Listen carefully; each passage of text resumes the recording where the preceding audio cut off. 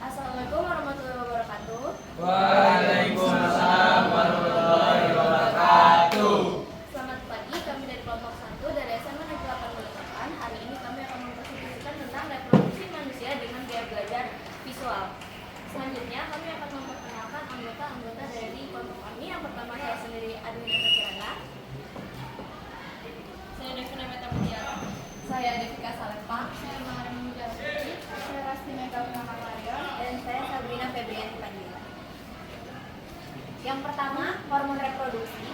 Hormon itu sangat berperan penting dalam mengatur fungsi alat reproduksi baik pada pria maupun wanita. Pada pria, hormon yang utama yang terlibat adalah hormon testosteron yang diproduksi oleh testis. Testosteron mempengaruhi perkembangan dan fungsi organ seksual eksternal seperti penis dan skrotum, produksi sperma, serta sifat-sifat seksual sekunder seperti pertumbuhan bulu dan suara yang lebih dalam. Lalu, pada wanita, hormon utama yang terlibat dalam hormon utama yang terlibat adalah estrogen dan progesteron yang diproduksi oleh ovarium. Estrogen mengatur perkembangan organ seksual eksternal dan internal seperti uterus, ovarium, serta mengatur siklus menstruasi. Progesteron yang juga diproduksi oleh ovarium dan dalam jumlah yang lebih sedikit oleh kelenjar adrenal mempersiapkan uterus untuk kehamilan dan mempertahankan kehamilan jika terjadi pembuahan. Selain itu, hormon gonadotropin seperti hormon luteinizing (LH) dan hormon folikel stimulasi (FSH) juga berperan penting dalam mengatur fungsi alat reproduksi. LH dan FSH diproduksi oleh kelenjar pituitari di otak dan mempengaruhi produksi hormon-hormon seks oleh penis dan ovarium. LH memicu ovulasi pada wanita dan produksi testosteron pada pria, sedangkan FSH merangsang perkembangan folikel ovarium pada wanita dan produksi sperma pada pria. Hormon-hormon ini bekerja dalam keseimbangan kompleks untuk mengatur siklus menstruasi, ovulasi, pembuahan, kehamilan, dan fungsi reproduksi lainnya. Ini ada contoh tanggal menstruasi pada perempuan yang dipengaruhi oleh hormon-hormon tadi. Jika menstruasi terjadi di akhir bulan Januari sampai awal bulan Februari seperti ini, dan sekarang ada di tanggal 7, maka tanggal hari ini perempuan tersebut yang mengalami menstruasi di awal bulan Februari ini itu rendah peluang hamilnya, dan masa suburnya itu ada di tanggal 16 sampai tanggal 22 terjadi selama seminggu. Selanjutnya di sini ada proses pertumbuhan manusia ini.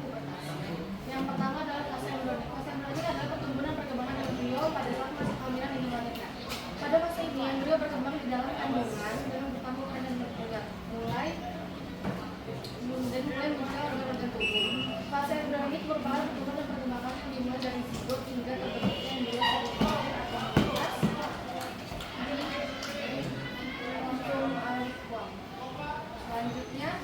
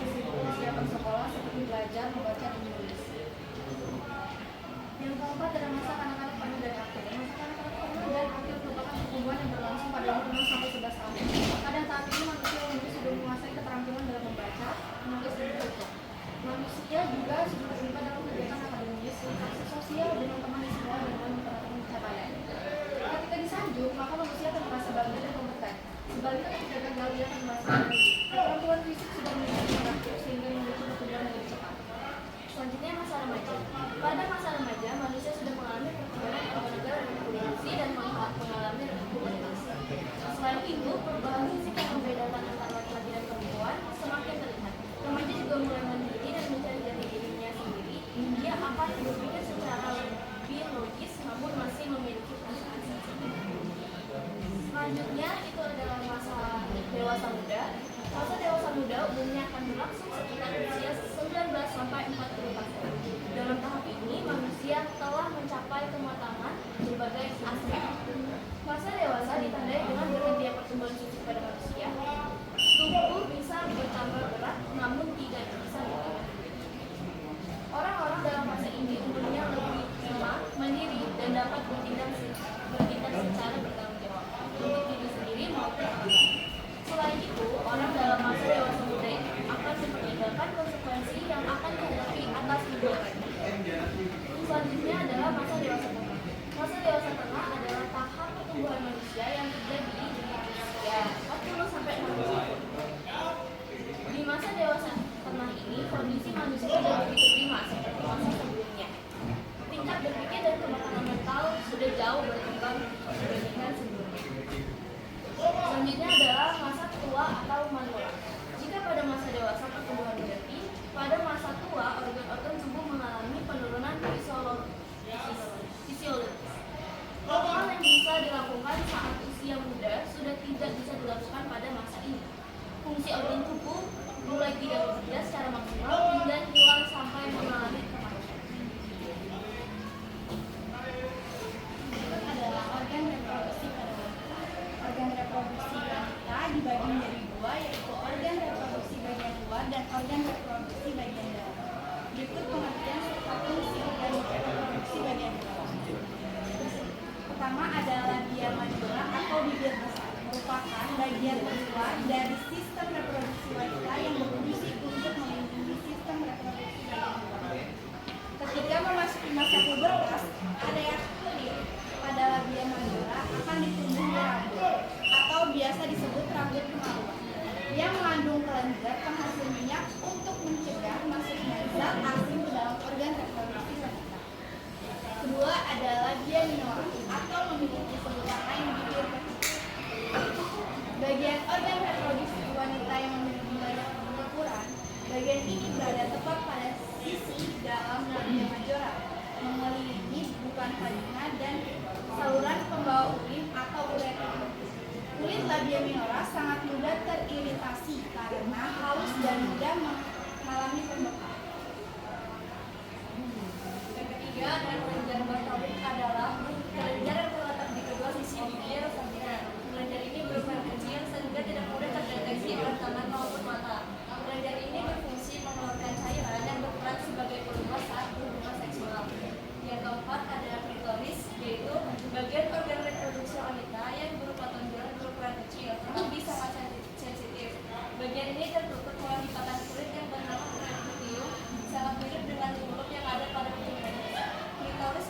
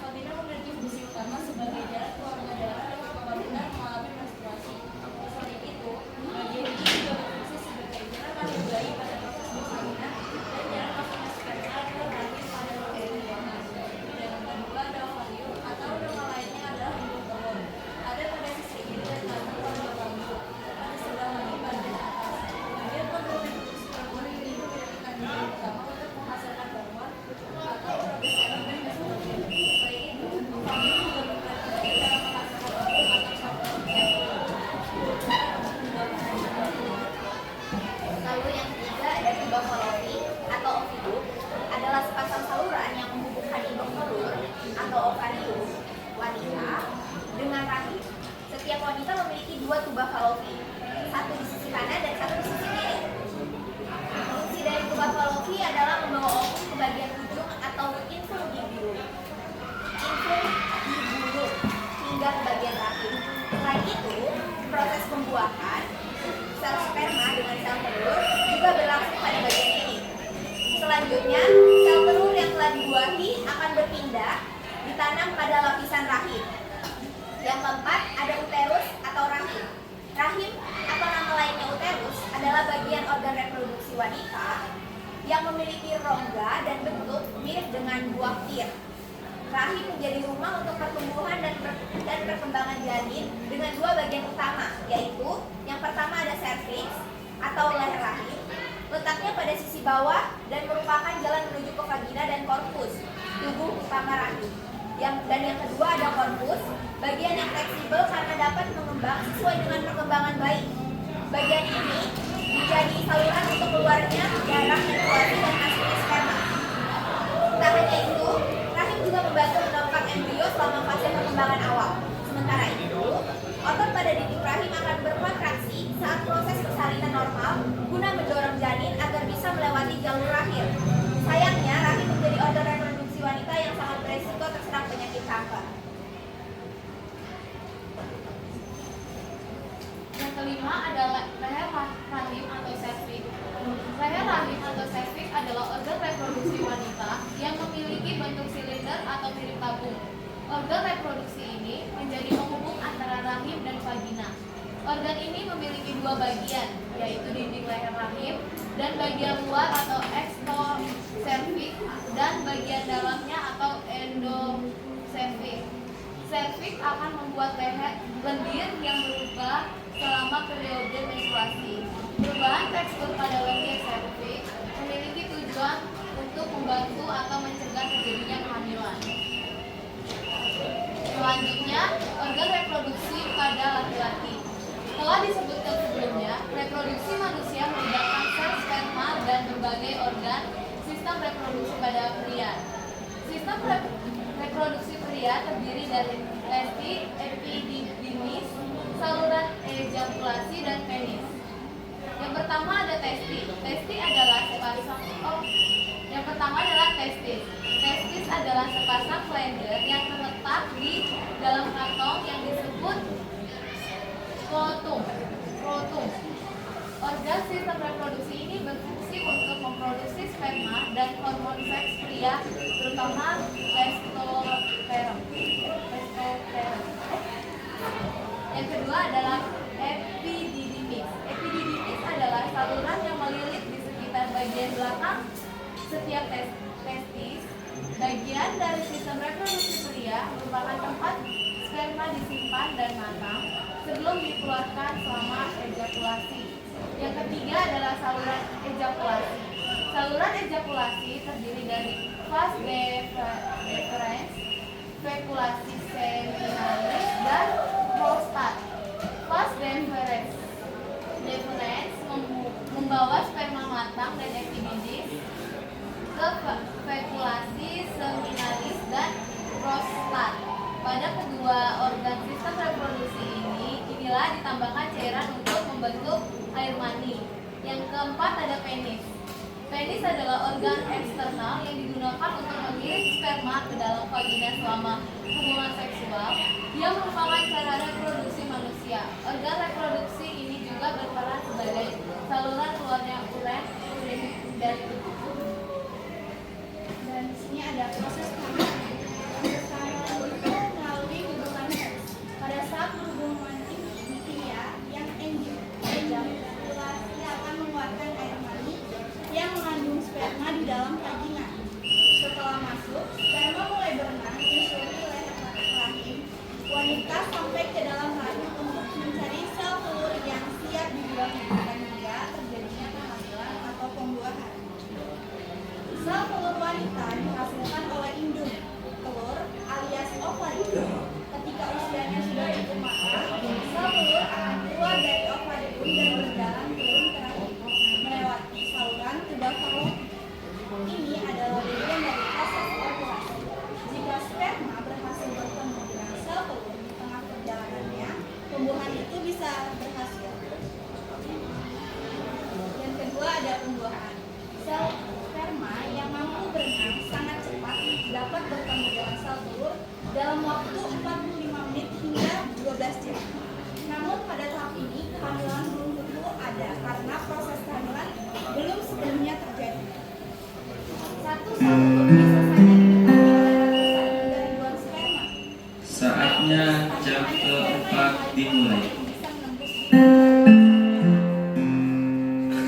jika sperma sudah berhasil masuk sampai inti sel telur, selanjutnya sel telur akan membuat benteng untuk mencegah sperma lain masuk. Sementara itu, sperma pemenang dan sel telur kemudian bergabung menjadi satu. Proses ini dinamakan sebagai pembuahan atau konsepsi. Berikut adalah proses pembuahan. Devi, kamu?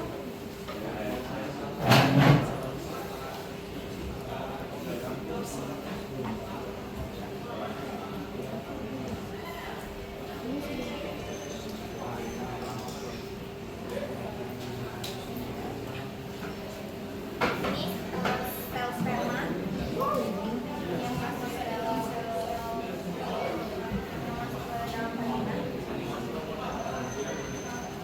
melewati cervix.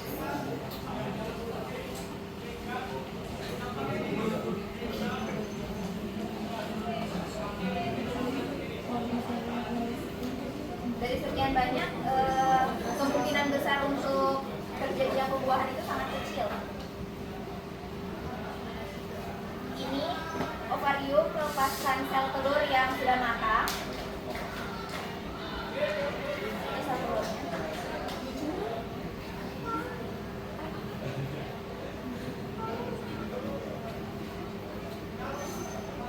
Ini sel telurnya. Sel telur yang sudah matang.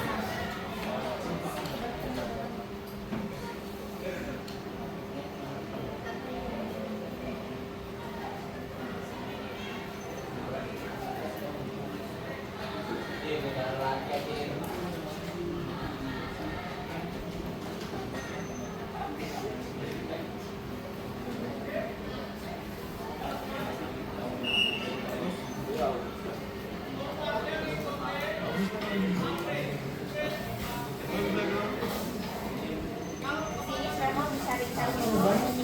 Dari sekian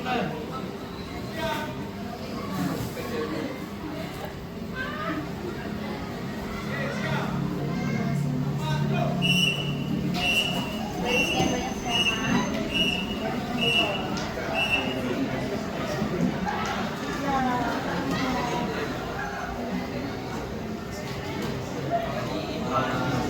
ini menembus dinding sel telur.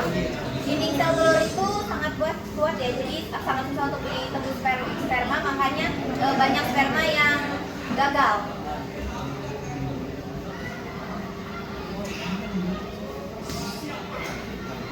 Nah, ini kromosom bertemu dengan kromosom sperma bertemu dengan kromosom sel telur, maka terjadilah pembuahan.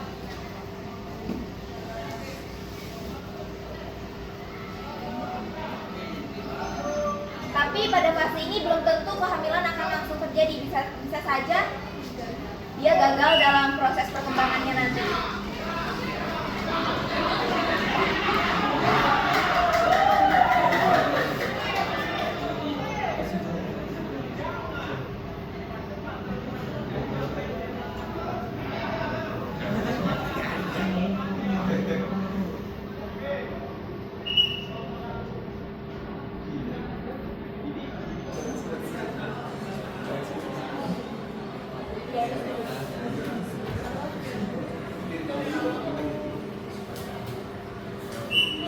Itu dia masuk ke rahim. Ini dia masuk sel telurnya tadi masuk ke rahim. Nah, ini di dalam rahim.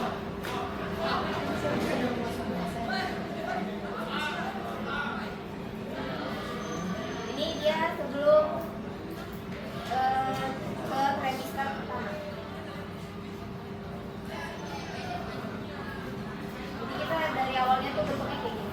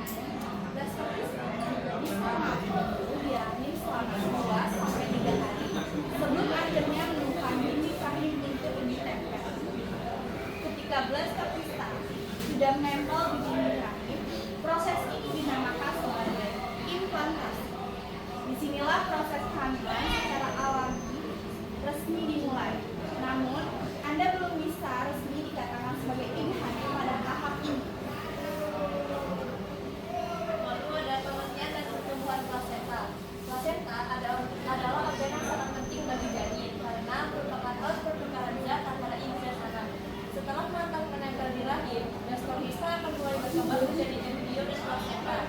Embrio adalah bakal janin yang ada di rahim, sementara plasenta adalah organ berbentuk kantong yang akan menjadi rumah bagi embrio untuk berkembang selama 9 bulan ke depan. Pada tahap ini, Anda sudah bisa dinyatakan sebagai ibu hamil meski tanda-tandanya belum jelas terlihat. Bentuk dan ukuran. Pada trimester 3, plasenta berbentuk cangkang berdiameter 15 sampai 20 cm, dengan panjang 0,5 cm dan berat sekitar 500 gram. Tali pusat tertanam dapat berkembang insertion centralis, bilateralis, medialis, atau di plasenta dan berhubungan melalui serabut janin. Terdapat 4 jenis-jenis plasenta. Yang pertama ada implantasi plasenta normal, yang kedua plasenta letak rendah, yang ketiga plasenta previa matrialis, dan yang terakhir plasenta previa totalis. Sirkulasi plasenta berasal dari spiral arteries dalam residual basalis saat sistole disemprotkan dengan tekanan 70 sampai 80 ke dalam intensitas sampai mencapai chorionic play tanpa memperkirakan janin dan membasahi vitiperalis. Kembali ke jenis kedua dengan tekanan 8 peningkatan volume 20 minggu dengan 300 mili dan 40 minggu dengan 600 mili plus vitiperalis 11 meter atau pertukaran zat-zat terjadi. Lalu fungsi dari plasenta itu sendiri mengusahakan janin tumbuh dengan baik. Yang pertama nutrien, plasenta mempunyai banyak enzim sehingga dapat mensintesis karbohidrat glukos dapat lewat membran. Karbohidrat dipecah lebih dulu sebagian disimpan glikogen. Lalu protein dipecah menjadi asam amino. Lalu lemak sulit disederhanakan. Vitamin larut lemak disalurkan ke fetus secara lambat. Lalu vitamin B dan C larut sehingga air mudah diterima fetus, dan garam-garam mineral. Yang kedua, sistem sekresi hormon. Human chorionic gonadotropin (HCG) diproduksi oleh trophoblast sejak hari ke-9 post-konsepsi mencapai puncak pada hari ke-60. Lalu HCG diekspresikan dalam serum dan urin. Itu bisa diuji diagnostik kehamilan. Lalu gelap setelah 1 minggu postpartum.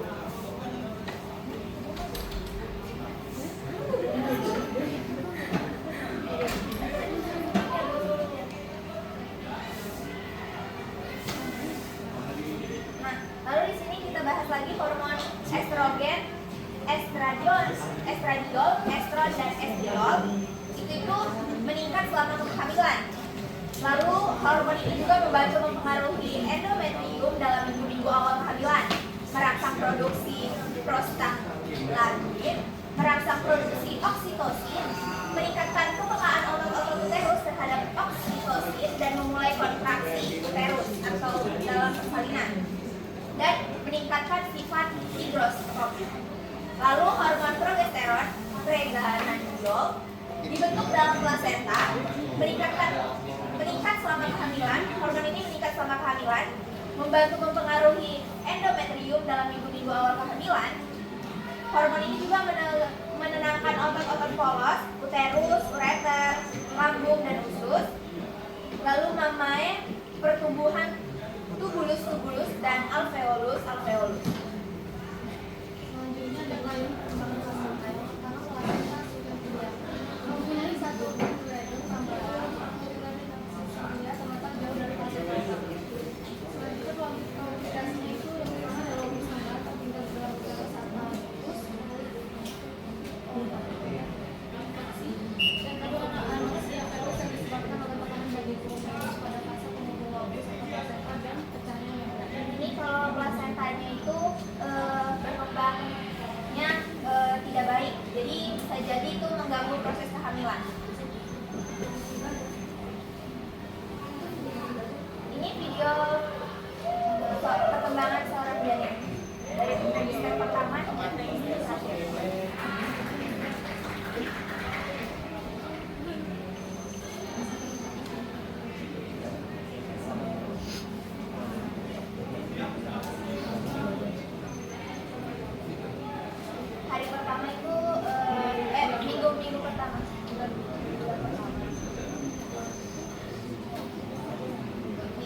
Dia masih itu pada bulan pertama itu masih yang terjadi proses pembuahan tadi hingga dia berkembang menjadi masuk ke dalam rahim, menjadi zigot.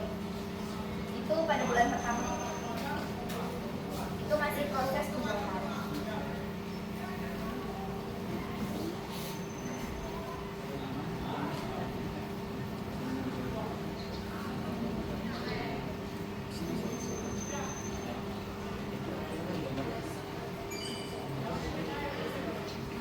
Nah, kalau yang tadi kami bilang blood positivity sudah ada, itu baru bisa terdeteksi menggunakan alat tes swab untuk mendeteksi kehamilannya. Ini bulan kedua, sudah mulai muncul otak.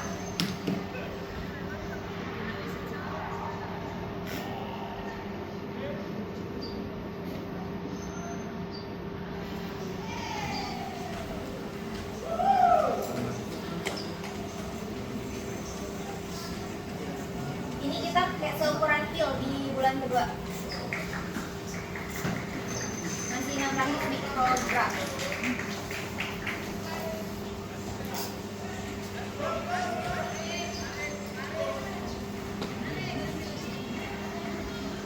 Lalu di bulan kedua juga kita sudah mulai muncul jantung setelah otak.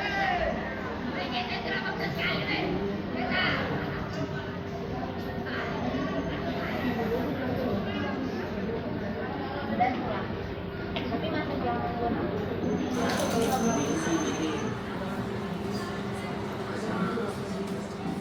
Lalu di bulan ketiga kita sudah muncul alat gerak seperti tangan dan kaki, mulai terbentuk secara signifikan bentuknya.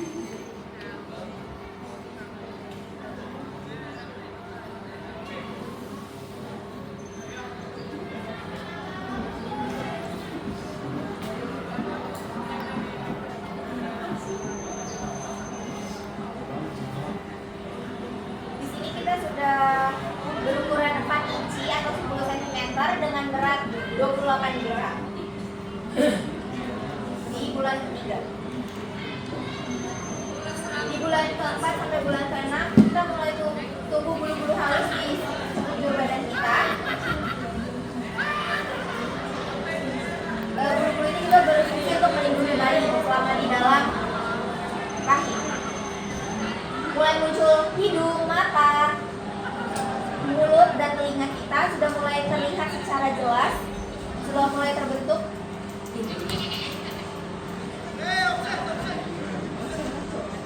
Dan kita sudah mulai bergerak di dalam rahim.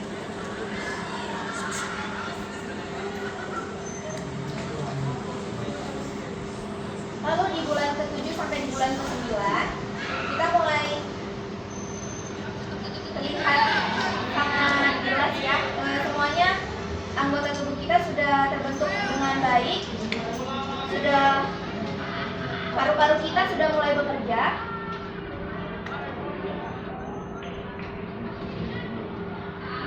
Dengan berat 0,2 kg dan panjang 1 cm.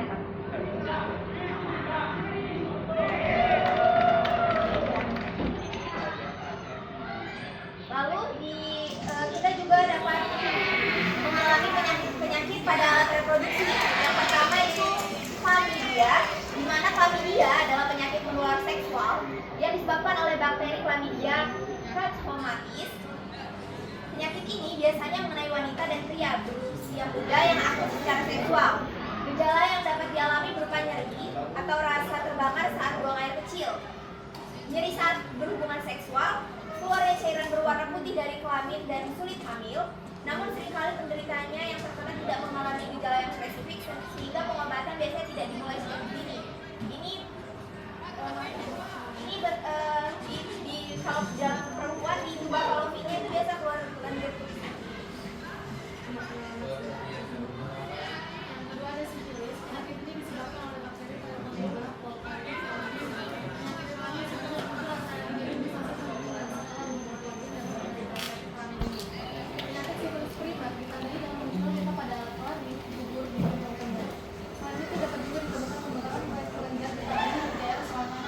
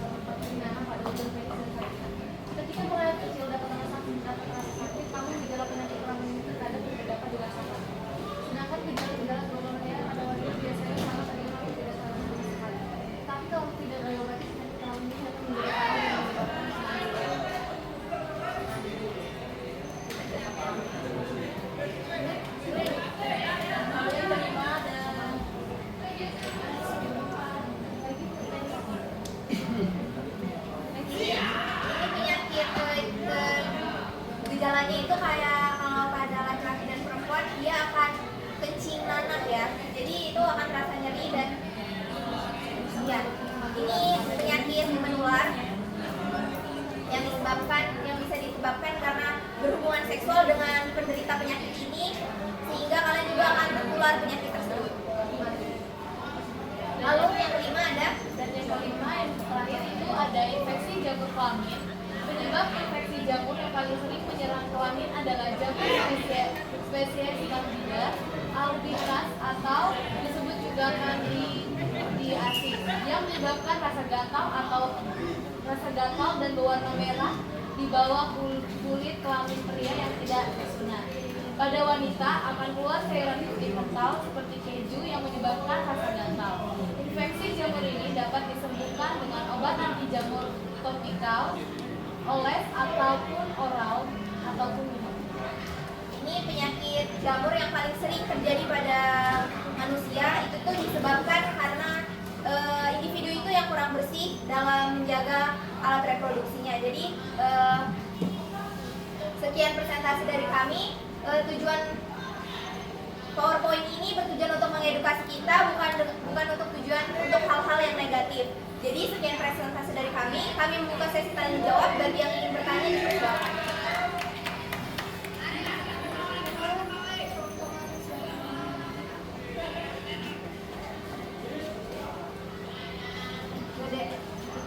Jika yang tidak ada yang ingin bertanya, kami tutup sampai segini presentasi kami.